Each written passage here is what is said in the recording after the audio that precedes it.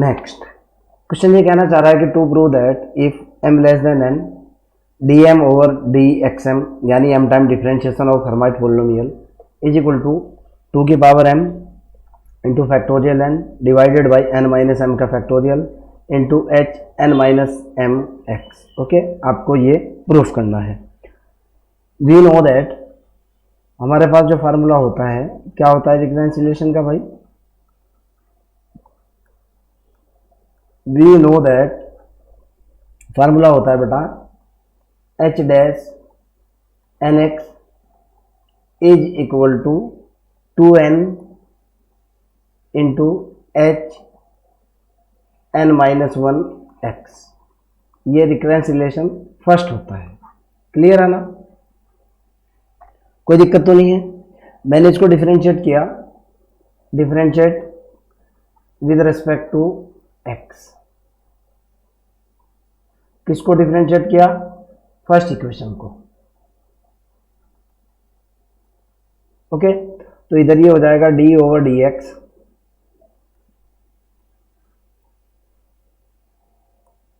ये बना left hand side d over d x, h dash N x is equal to d over d x,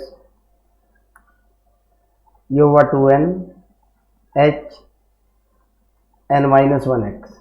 okay, इस तरफ तो मेरे पास निकल गया h double dash N x is equal to, इधर मेरे पास बना कितना? ये तो बना 2n h dash n minus 1 x. Clear है ना? सपोज दैट ये मेरी इक्वेशन नंबर सेकंड है। जरा चीज को समझने की कोशिश करना। मैं इस इक्वेशन को फिर से अगले पेज पर लिख रहा हूं ताकि आपको कोई प्रॉब्लम ना हो। पहला फार्मूला मेरे पास था, वो था h dash N x is equal to था 2n h N minus 1 X. ये तो मेरी पहली इक्वेशन थी। ओके, सेकंड इक्वेशन जो थी मेरे पास वो निकल करके आई थी h double dash N x is equal to था 2n h dash n minus 1 x. Okay, ये मेरे पास सेकंड इक्वेशन थी। मैंने इक्वेशन नंबर 2 के अंदर रिप्लेस करा। ओके, मैं कह रहा हूं रिप्लेसिंग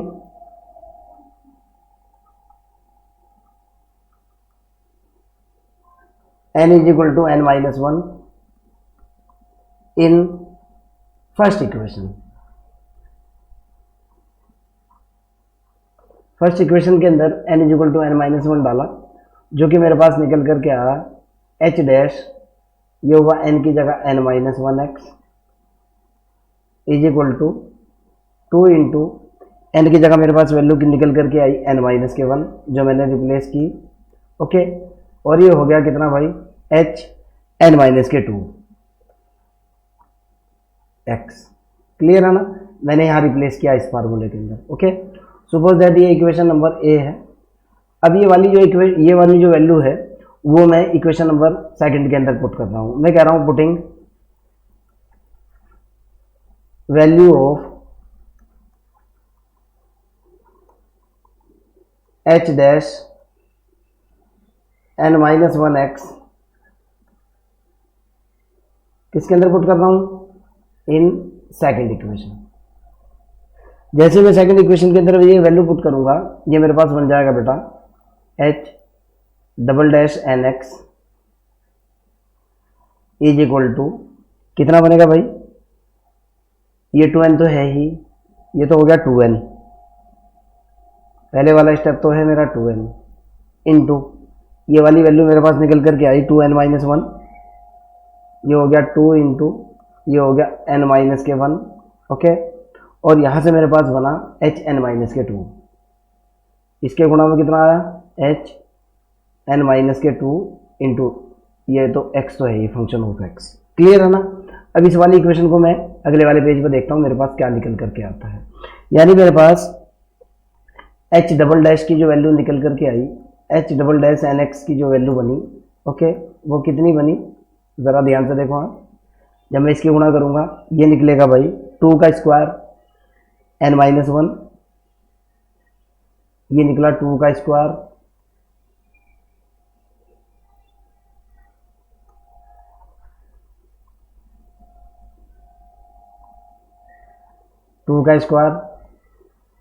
n-1 इंटू n, और ये कितना बना भाई यहाँ h n-2x। ओके, इसको मैंने क्या करा, डिवाइड कर दिया n-2 के फैक्टोरियल से, और मल्टीप्लाई भी कर दिया मैंने n-2 के फैक्टोरियल से। ओके, तो मेरे पास ये बना h double dash nx is equal to, ये बना 2 की पावर कितना, 2 की पावर 2, यहाँ से देखो आप, ये बना n into n-1 into n-2 का फैक्टोरियल, और into h n-2 into x, sorry function of x है ये, और डिवाइडेशन में पहुंच गया n-2 का फैक्टोरियल। आप जरा इसको देखो, n-1 n-2 का फैक्टोरियल, इसको मैं लिख सकता हूँ बेटा double dash nx is equal to, ध्यान से देखना है, ये हुआ 2 की power 2 into factorial n, clear है ना, और ये बन गया मेरे पास h n-2 और ये हो गया x, और डिवाइडेड बाई n-2 का फैक्टोरियल, क्लियर है ना। अब जरा समझने की कोशिश करना, मैं इसके ऊपर सिमेट्रिसिटी लगाऊंगा। जब मैंने इसको 2 बार डिफ्रेंशिएट करा, यहाँ पावर 2 आई, फैक्टोरियल n आया, और n-2 आया, और n-2 का फैक्टोरियल किया, यानी जितनी बार मैंने डिफ्रेंशिएट किया उतना ही घटा, n-2 बना, और उतनी ही 2 की पावर बनी। सो दैट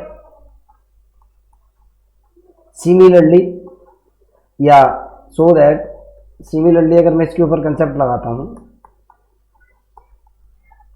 मेरे पास निकल करके आएगा बेटा, कितना बन जाएगा ये, जब मैं इसको n टाइम डिफरेंशिएट करूंगा या m टाइम डिफरेंशिएट करूंगा, ये बनेगा h(m)(n)x इज इक्वल टू, इधर तो बन जाएगा 2 की पावर m, आपके सामने है भाई, 2 बार डिफरेंशिएट करो तो पावर 2 है, m टाइम डिफरेंशिएट करूंगा तो 2 की पावर m बन जाएगा, ये बनेगा फैक्टोरियल n, इसके अंदर तो कोई चेंज है ही नहीं।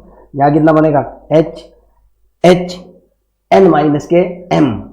ओके, देखो आप, जब 2 बार डिफरेंशिएट करा है तो 2 घटा है, जब m टाइम डिफरेंशिएट करूंगा तो m घटेगा ना, इसी तरीके से h n-mx। ओके, और डिवाइडेशन में यहाँ कितना होगा भाई, ये बन जाएगा मेरे पास n-m का फैक्टोरियल, क्लियर।